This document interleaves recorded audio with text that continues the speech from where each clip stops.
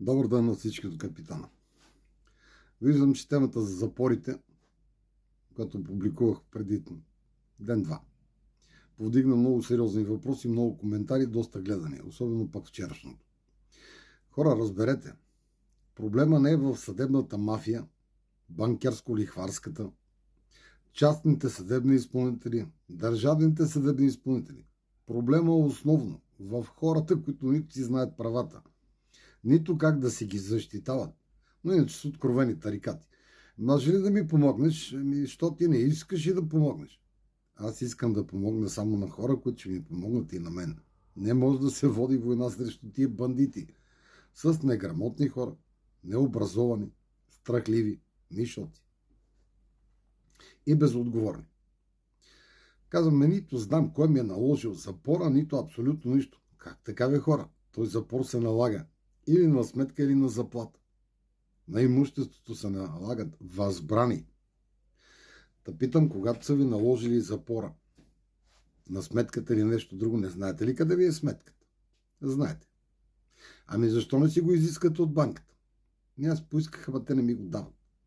Като не си знаете правата и като ви гледат какъв сте шиленце, защо да ви го дадат? Те знаят, че много добре са нагазили закона и не ги интересува, защото са бадна престъпници.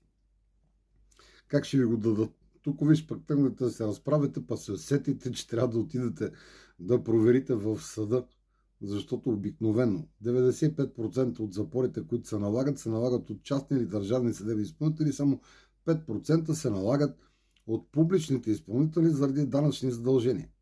Има нова игра на кметовете, които събират данъци и за коли, за общини, за глоби, за разни дори работи с частни съдебни изпълнители, което си е 100% незаконно, но хората са ни много неграмотни. Не го знаете, не го разбират това. Но обикновено от тия запори, които са заради бързите кредити, мобилни оператори, банки, заеми и всякакви други работи, се налагат от съдебен изпълнител. Колко човека са разбрали да прочитат правилно, бе хора, мамка му стара, крещи ми се вече. ЧСИ означава частен съдебен изпълнител. Другия вид е държавен съдебен изпълнител. Частника си е частен бирник и частен мръсник. Дадено му е власт от държавата, защото такова не е просто населението и гласува за такива идиоти, които после си събират от държавното население по частно данъците. Частна държава. Защото хората станаха пък да се казват частни роби. Нито си знае някои правата, нито слуша това, което му казвам, да отида да провери. Защото аз казвам изпата на истина. И която може да се провери. Като имате запор, защо не си поискате от банката, която ви е наложила запора, запорното съобщение, кой го е изпратил, те що го уважават? Си казва иначе на тази банка един кибрид или туба бензин трябва да се подари. На работодателя наложил запор. Нали има юристи или този работодател, бе? Юристи или адвокати. Да вземе да ви разясни какво се случва. Не. И това не ще. Та като другите не щат и вие не щете, що смятате, че аз пък задължително трябва да го направя заради вас, бе хора? Питането много простичко. Като искате нещо да получите, нещо приготвили ли сте за даване? Не. Който нищо не дава, нищо няма да получи. Клиповете ги правя, за да се усетите. Да почнете да се ограмотявате. И лично може да се ограмотявате.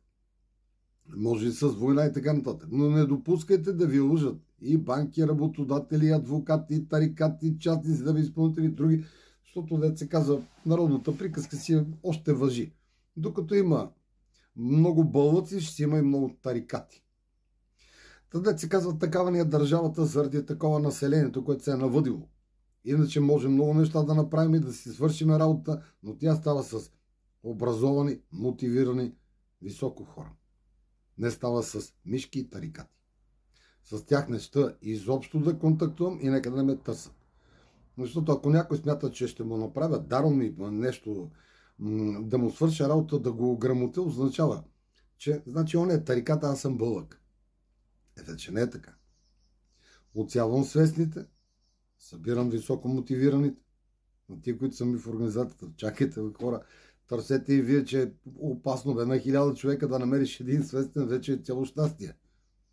Другото, как превърнаха хората в толкова неграмотни, безгръбначни, страхливи, чиста мърша.